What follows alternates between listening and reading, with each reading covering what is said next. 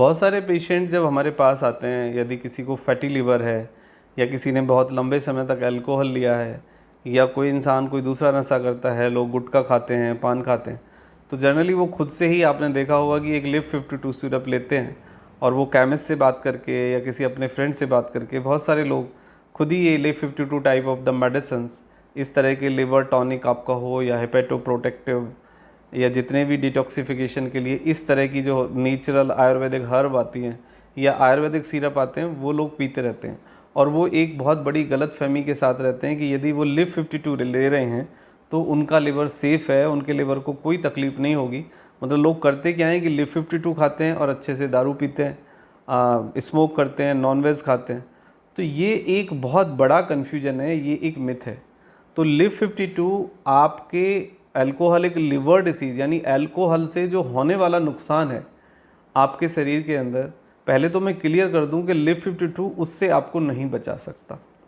Yes, live 52 एक syrup है, एक लिवर टॉनिक आप उसको मान लीजिए, लिवर के लिए आप उसे एक एलेक्सर मान लीजिए, लेकिन इससे ज़्यादा कुछ लिव 52 का रोल नहीं है।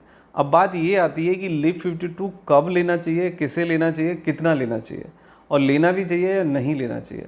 सबसे पहले मैं आपको बोलूँगा कि जो लोग लिव 52 रेगुलरली लेते हैं, तो एक टाइम के बाद लिव 52 हो या कोई और दवाई हो, यदि आपने एक दवाई को कुछ लंबे समय तक ले लिया तो उसका कोई प्रभाव पॉजिटिव या नेगेटिव हमारी बॉडी पे नहीं आता है।